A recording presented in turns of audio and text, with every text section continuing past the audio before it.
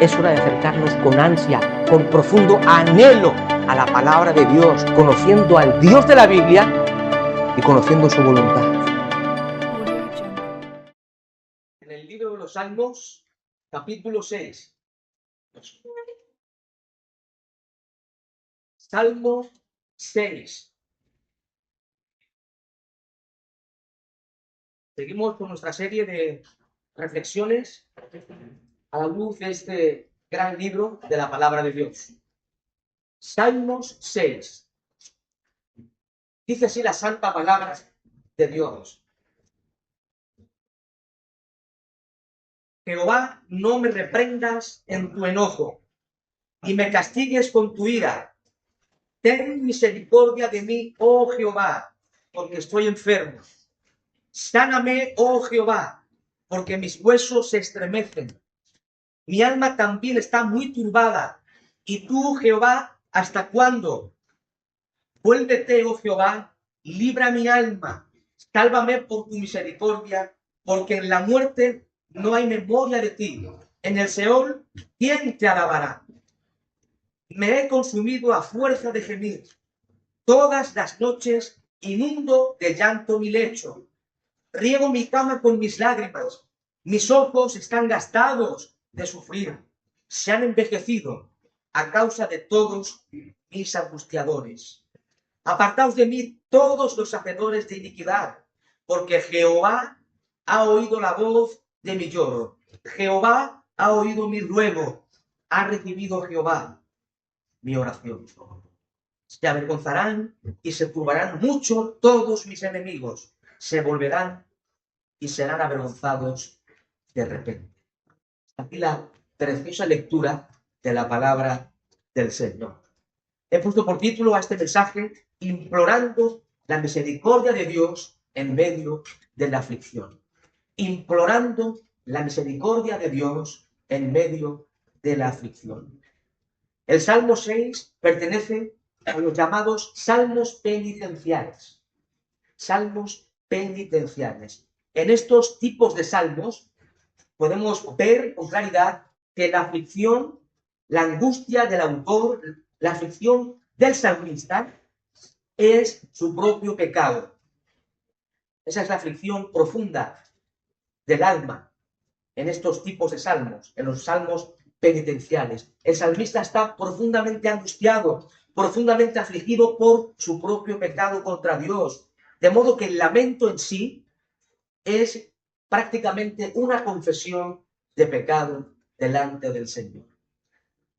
Encontramos varios tipos de estos salmos, varios salmos penitenciales. Por ejemplo, el Salmo 32, el Salmo 51, el Salmo 130, el Salmo 6, entre otros, pertenecen a este género llamados salmos penitenciales. El Salmo 6, tal como se nos presenta en el sobrescrito, el autor fue David.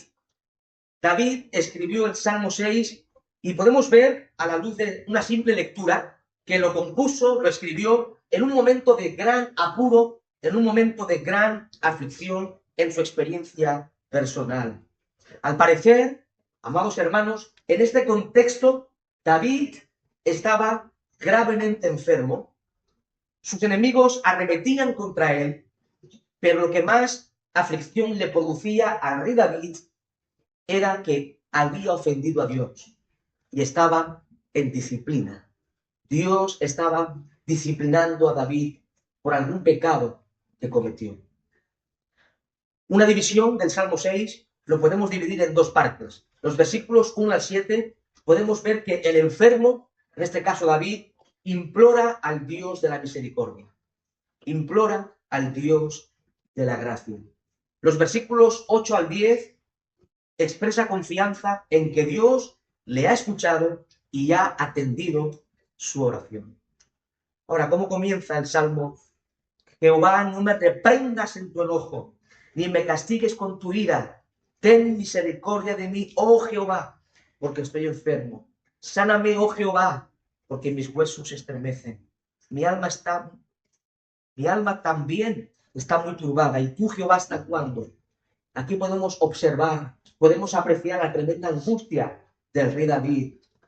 Dice un comentarista, los versículos 1 al 7 hablan el lenguaje de un corazón realmente humillado bajo providencias severas y de un espíritu quebrantado y contrito bajo graves aflicciones.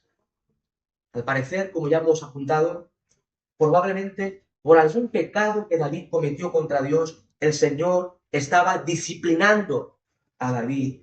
Y David, en su profunda desesperación, ruega a Dios que no le siga castigando, sino que anhela profundamente el favor divino, la gracia divina sobre su vida. David apela a la misericordia del Señor. Ahora bien, quiero hacer un pequeño paréntesis importante, una pequeña aclaración con respecto al sufrimiento en la experiencia del creyente.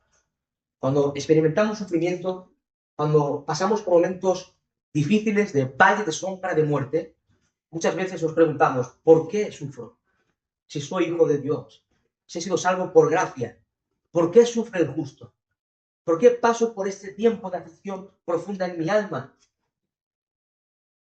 Y cuando vamos a la palabra de Dios, concretamente al libro del Génesis, todos sabemos muy bien que cuando Dios crea al hombre, lo coloca en el huerto del Edén, y en ese momento, en ese estado original del hombre, el hombre fue creado en un estado de perfección, en un estado de santidad.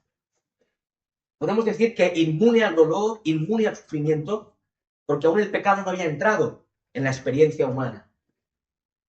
Pero vemos en un momento determinado, en el capítulo 3 del Génesis, cómo se nos narra la caída original de nuestros primeros padres, cómo ellos desobedecieron a Dios, pecaron contra Dios. Y desde ese momento, amados hermanos, el pecado entró en el mundo. Así lo enseña el apóstol San Pablo en Romanos capítulo 5, versículo 12.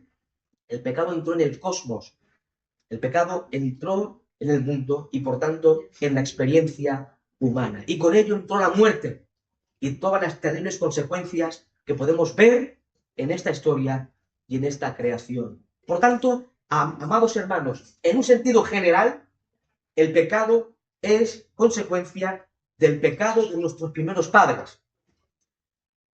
Por esta razón, amados, todos los seres humanos sufrimos, tanto hijos de Dios como hijos del diablo, creyentes, no creyentes, justos e impíos. Todos sufrimos en este mundo porque vivimos en un mundo caído, vivimos en un mundo corrompido que ha sido profundamente afectado y dañado por el pecado de nuestros primeros padres. Ahora, nosotros los creyentes también muchas veces sufrimos, ¿verdad?, como resultado de una mala conducta, ¿sí? A veces el sufrimiento en nuestra experiencia es la consecuencia, es el resultado natural de una mala conducta por parte nuestra. Otras veces, queridos hermanos, otras veces el sufrimiento, la aflicción en nuestra vida es consecuencia de la acción disciplinaria de Dios, quien como padre corrige a sus hijos. Y así lo enseña el escritor de la epístola a los hebreos. Os invito un momento a la epístola a los hebreos, capítulo 12, versículos 3 en adelante. Epístola a los hebreos, capítulo 12, versículos 3 en adelante. Dice así la Sagrada Escritura, Hebreos 12:3. Considerad aquel que sufrió tal contradicción de pecadores contra sí mismo, para que vuestro ánimo no se canse hasta desmayar, porque aún no habéis resistido hasta la sangre, combatiendo contra el pecado, y habéis ya olvidado la exhortación que como a hijos se os dirige diciendo, hijo mío, no menosprecies la disciplina del Señor, ni desmayes cuando eres reprendido por él, porque el Señor al que ama disciplina, porque el Señor al que ama disciplina y azota a todo el que recibe por hijo. Si soportáis la disciplina, Dios os trata como a hijos, porque ¿qué hijo es aquel a quien el Padre os disciplina?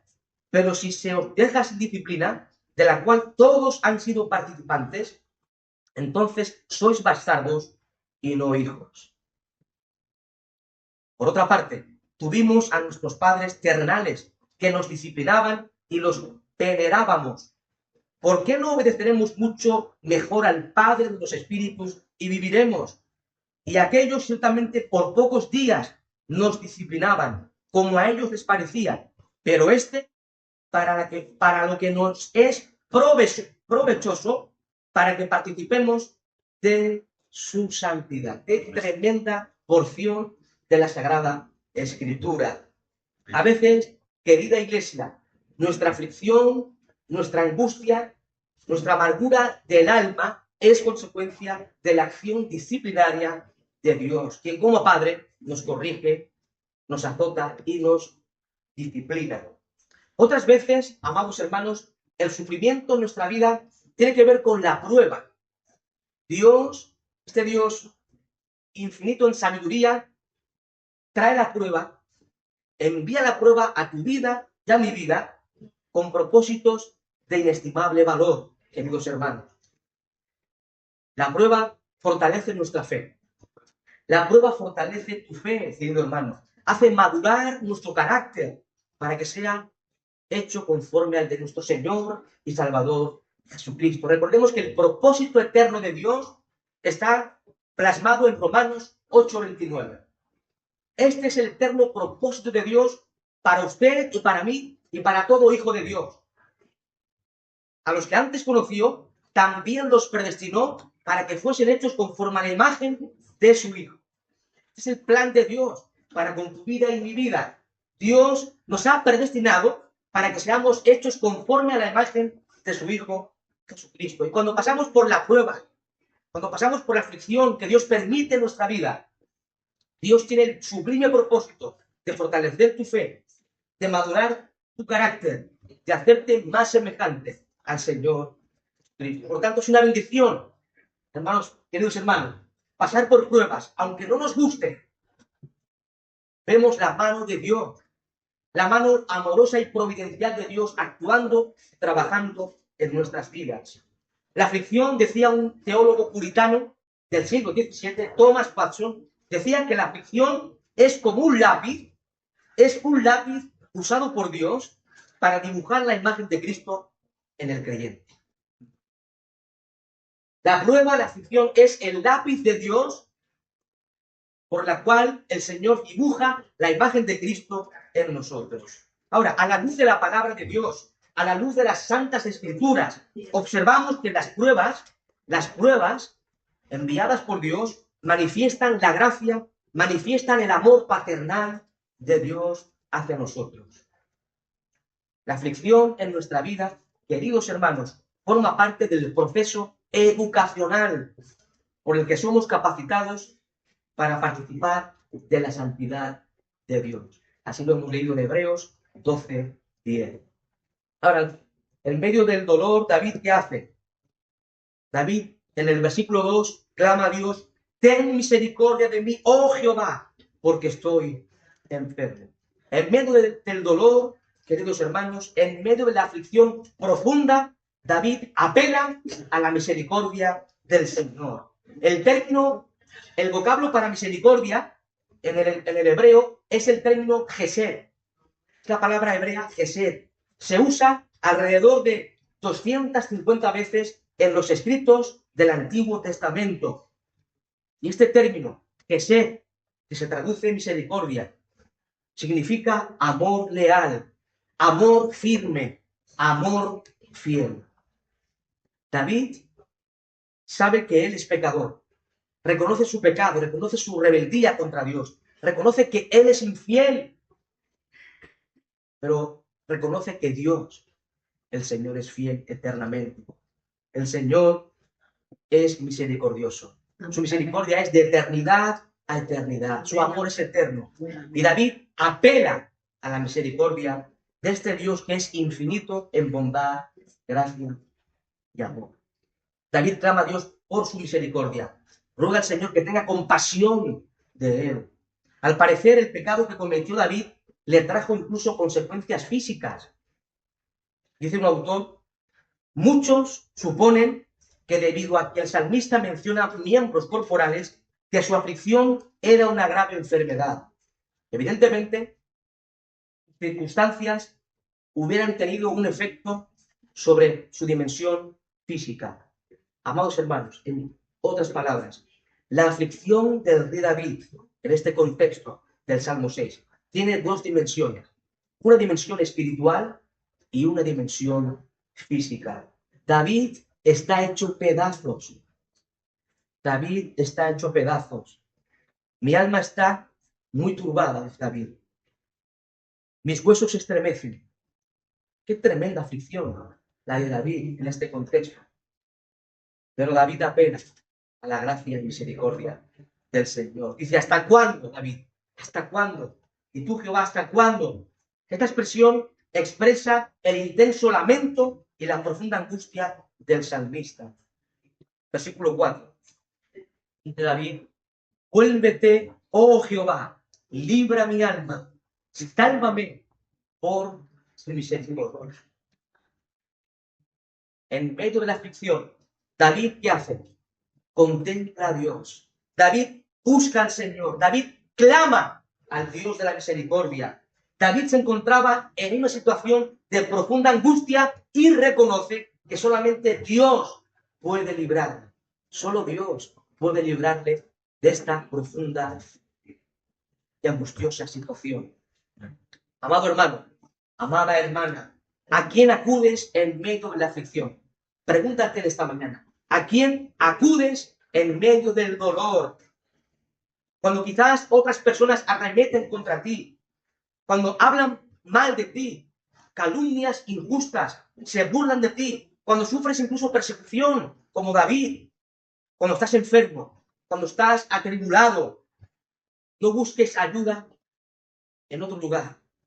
No busques ayuda en nadie ni en nada, solo en Dios. Busca la misericordia del Señor. Solo Dios puede extender su misericordia sobre tu vida, en medio de la angustia y en medio del dolor. Solo Dios, nadie más, ni los amigos, ni los familiares, ni tu esposo, ni tu esposa, ni tu dinero, ni tu salud. Solo Dios puede extender su gracia y su favor hacia nosotros que somos miserables pecadores, polvo de esta tierra. Clamemos a Dios. Pidamos a Dios su misericordia para con nuestras vidas. Solo el Señor te puede sacar del pozo de la desesperación. Pero debes buscar su rostro. Debes buscar el rostro del Señor. Debes acercarte al trono de la gracia en oración y ruego. El salmista, en el Salmo 41, dice, pacientemente esperé a Jehová y se inclinó a mí y oyó mi clamor y me hizo sacar del pozo de la desesperación, del lodo cenagoso. David clamó a Dios también en el Salmo 40, en medio de la desesperación. El Señor, ¿qué hizo? Atendió su ruego y lo libró de esa angustiosa situación. Hermanos queridos, lo dije el domingo anterior, lo vuelvo a repetir. Gracias a los méritos del Señor Jesucristo, gracias a su obra perfecta, sublime, en nuestro lugar y a nuestro favor, hoy nosotros, que estamos en Cristo, podemos acercarnos confiadamente ante el trono de la gracia, del Dios de la gloria, el Dios de la gracia, el Dios de toda consolación, va a oír tu clamor, va a extender su misericordia sobre tu vida en medio de la aflicción. Pero debemos venir ante Él humillados, arrepentidos, confiando en Él. Esta es nuestra realidad. El Señor va a extender su misericordia sobre nuestras vidas. Versículo 5. El versículo 5 es un tanto extraño. Y algunas sectas lo utilizan para enseñar herejías. Versículo 5, dice así el texto. Porque en la muerte no hay memoria de ti. En el Seol, ¿quién te alabará? O sea, parece dar a entender como que una vez muerto, el ser humano ya ni tiene conciencia ni memoria, está muerto y nada más. Pero debemos tener en cuenta algo importante. Aparte del contexto, ¿sí? Aparte, otra verdad importante que tenemos que tener en cuenta a la hora de estudiar la Biblia es que la revelación de Dios es progresiva. La revelación de Dios, que es la Biblia, es progresiva. Para que me entiendan, Dios no reveló todo acerca del más allá, acerca del cielo y del infierno, no lo reveló todo a David. David no lo sabía todo en este contexto de la historia, porque Dios fue revelando más a lo largo de los siglos. Nosotros hoy, teniendo toda la escritura completa, tenemos más conocimiento que David en lo que tiene que ver con las doctrinas, porque Dios aún no había revelado todo en tiempos de David. Por tanto, es importante entender que la revelación de Dios es progresiva. Dios revela su palabra, Dios revela su verdad a lo largo de la historia de la redención. Y hoy nosotros tenemos toda la revelación de Dios plasmada, consignada en las Sagradas Escrituras. Por otro lado, el contexto del Salmo no tiene que ver con el más allá. ¿Sí? Más bien, queridos hermanos, David en este contexto está diciendo básicamente que después de la muerte, ¿verdad? O mejor dicho, simplemente está declarando David que solo los vivientes pueden públicamente dar gracias a Dios aquí en la tierra. Esa es la idea de David. Solo los vivientes pueden dar públicamente gracias a Dios aquí en esta tierra, en este mundo. Lo que he dicho, algunas sectas utilizan este versículo para decir que cuando las personas mueren, en el estado intermedio, las personas están durmiendo y no tienen conciencia, pero David no está tratando el tema aquí. David, en este contexto, no está tratando de si hay o no conciencia después de la muerte. Sabemos por otros textos del Nuevo Testamento que sí hay conciencia después de la muerte.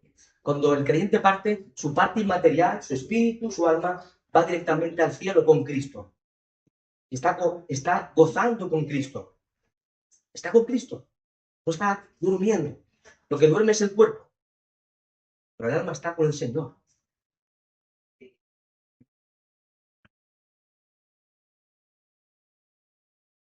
Los versículos 6 y 7 nos presentan la tremenda aflicción de David. Nota lo que dice el texto sagrado. Versículos 6 y 7. David dice: me he consumido a fuerza de gemir. Todas las noches inundo de llanto mi lecho. Riego mi cama con mis lágrimas. Mis ojos están gastados de sufrir. Se han envejecido a causa de todos mis angustiadores.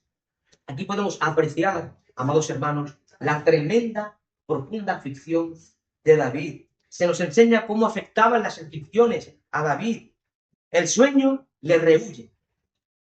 El sueño le rehuye debido a su profundo dolor. En lugar de dormir, amados hermanos, en lugar de dormir, David en la oscura noche llora amargamente por el dolor, por la angustia y con toda probabilidad por su pecado contra Dios.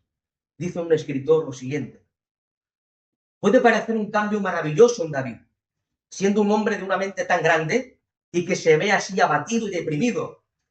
¿No prevaleció David contra Goliat, contra el león y el oso con su fortaleza? Pero ahora David está suspirando, está llorando como un niño. Cuando los hombres y las bestias están frente a David, él es más que vencedor. ¿Sí? David se enfrentaba a gigantes, se enfrentaba a leones, a osos, y salía victorioso. Pero dice este escritor: pero cuando David tiene que entendérselas con Dios, contra el cual ha pecado, queda reducido a menos que nada.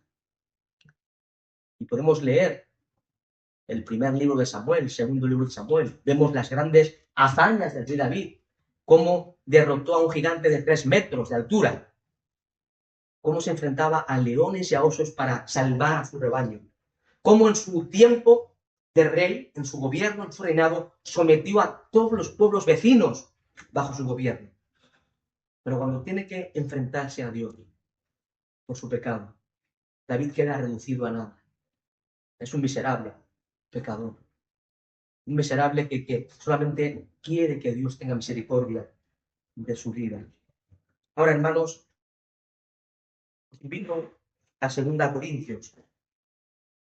Segunda carta del apóstol Pablo a los Corintios, capítulo 7, versículo 10. Segunda a Corintios, capítulo 7, versículo 10.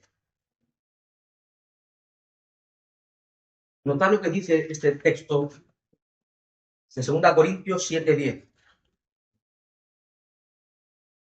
Dice así: porque la tristeza que es según Dios produce arrepentimiento para salvación, de que no hay que arrepentirse.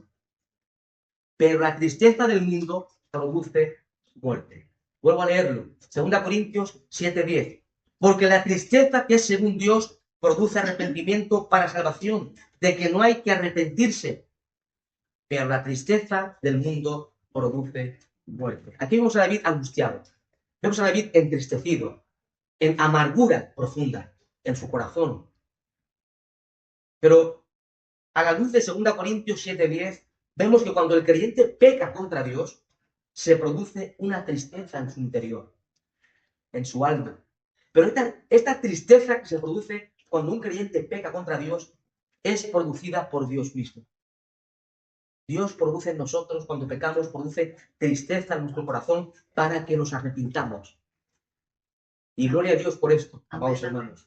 Aún cuando pecamos, Dios está trabajando en nosotros. Pecamos, fallamos a Dios, nos rebelamos contra Dios, pero Dios en su misericordia, en su gracia infinita, produce tristeza para que vengamos arrepentidos ante su trono de gloria.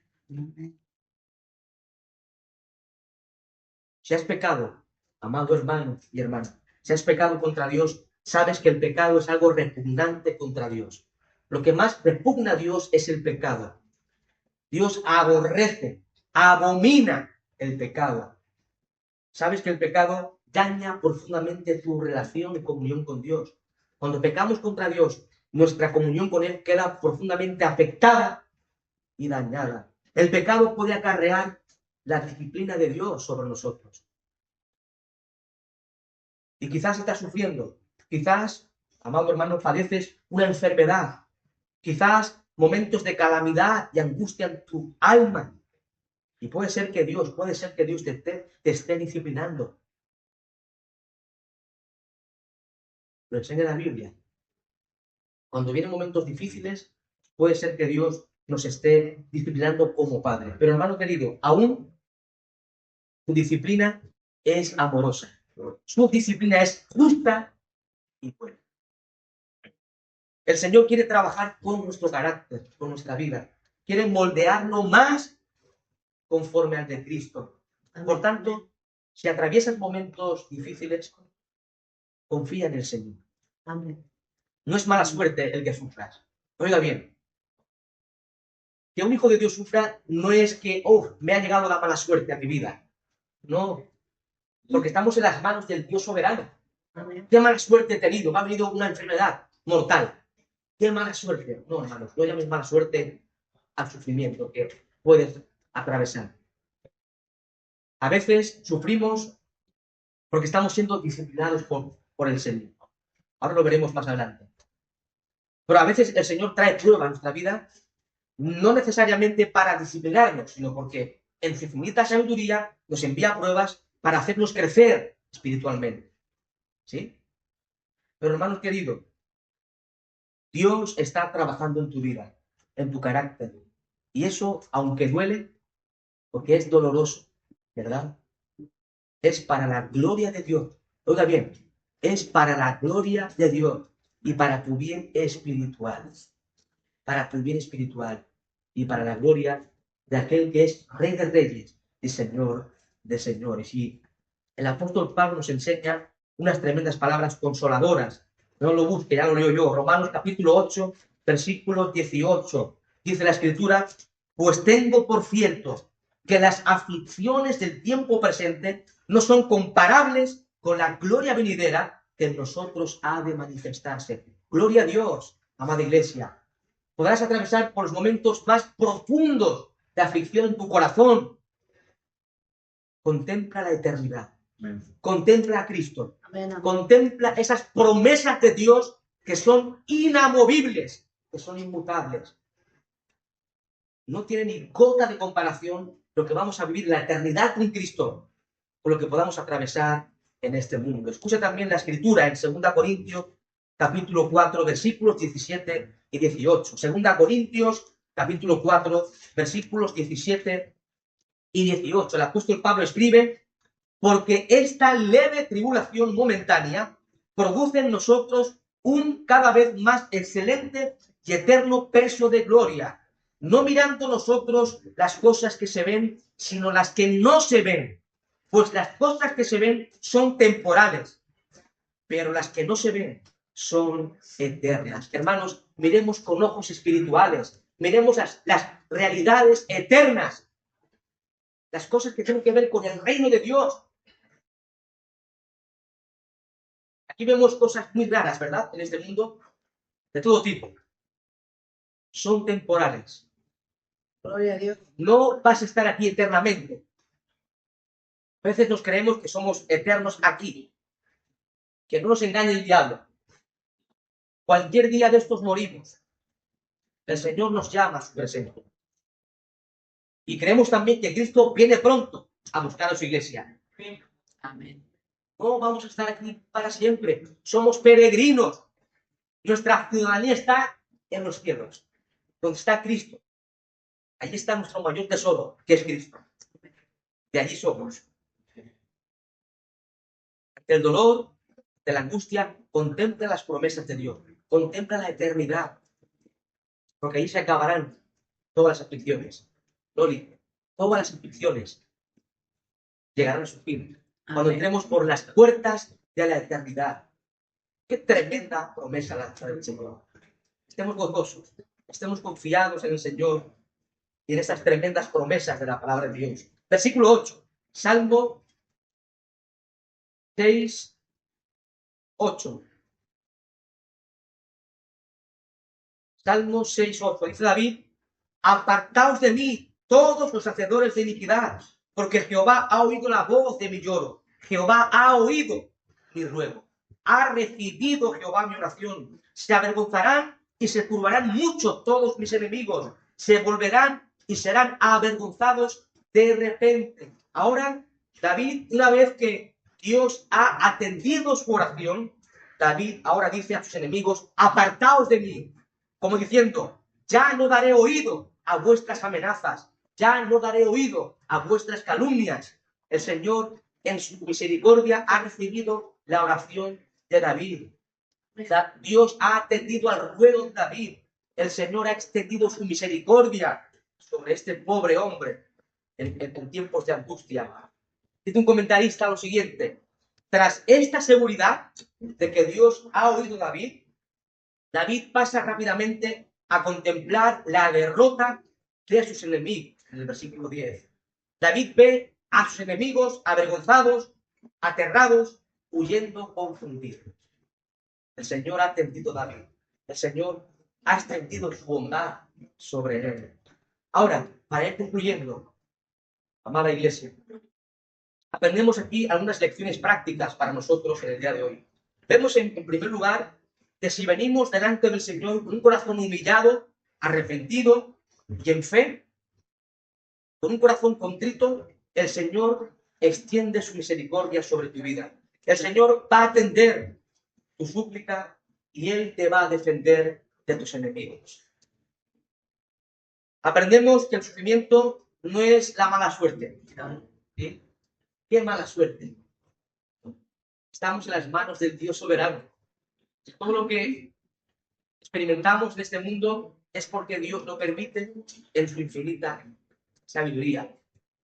Y retomo para concluir el tema de la disciplina de Dios. A veces, hermanos, cuando no vivimos en santidad, oiga bien, cuando no vivimos en santidad, cuando no andamos en la voluntad de Dios, cuando no andamos bien, el Señor trae disciplina a nuestra vida. El Señor nos disciplina como Padre. Pero aún, aunque la disciplina se traduce en aflicción, en dolor, en amargura, en angustia profunda, aún en la disciplina de Dios vemos el amor de Dios, quien como Padre nos guía, nos instruye, nos corrige y nos moldea, aún en el medio de la disciplina. Él quiere corregirnos, quiere enseñarnos, quiere transformar nuestra vida. Y como he dicho a lo largo del sermón, quiere conformarte más a la imagen de su Hijo. Amén, Jesucristo, que es el propósito eterno de Dios para su iglesia. Aprendemos en tercer lugar que en tiempos de aflicción y dolor debemos aferrarnos a la misericordia de Dios. No te aferres a tus amigos, a tus familiares, a tu dinero, a tu salud. No te aferres a estas cosas que no te van a ayudar.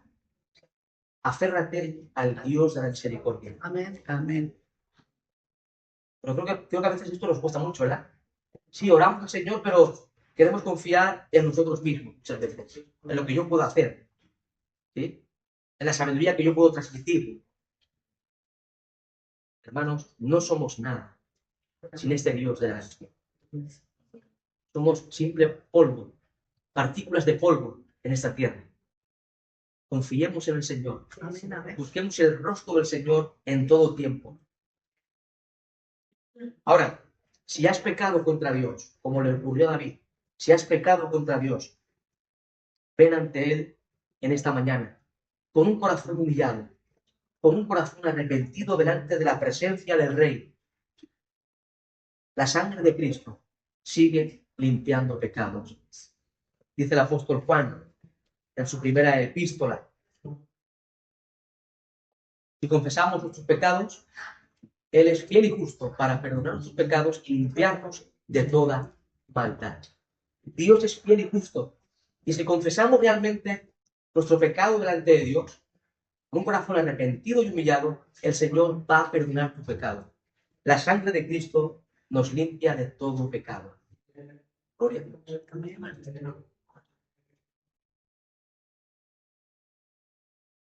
Amado hermano, ¿sufres? Pregúntate, ¿sufres esta mañana? ¿Estás en angustia? Contempla a Cristo. Contempla a nuestro Señor. Él es varón de dolores, experimentado en quebranto. Se escucha lo que dice el escritor de Hebreos en Hebreos 12:3.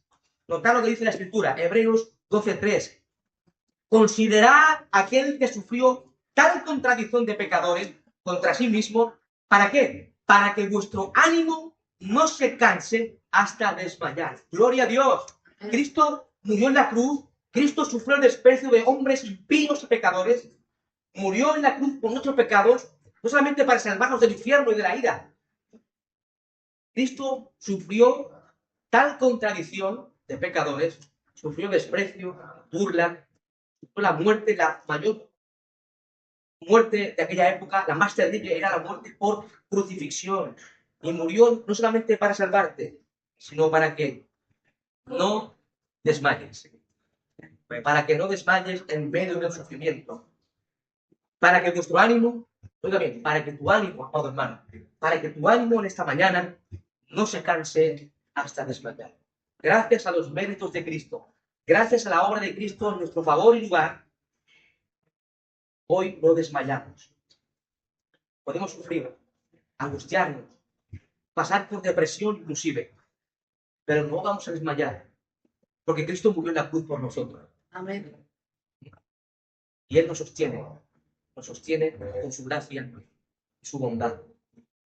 En último lugar, a los pecadores que no tienen a Cristo, si hay alguien aquí que no ha conocido a Cristo aún, o si alguien nos ve por YouTube y no tiene a Cristo, que sepa que los hijos de Dios podemos sufrir la disciplina de Dios, pero los impíos van a sufrir la ira eterna de Dios. Dios va a derramar su ira, todo su ardor y enojo contra los impíos que no han puesto su fe en Cristo. Pero hay una buena noticia que nos presenta la Biblia. Hay salvación en Cristo. Cristo puede salvarte del infierno y de la ira venidera. Pon tu fe en Cristo y Él te salvará del infierno y de la condenación eterna. Refúgiate en Cristo. Ven a Él en arrepentimiento. Y Él te librará de la ira venidera. Solo Cristo salva. Solo Cristo y nadie más que Cristo. Padre, gracias por tus palabras.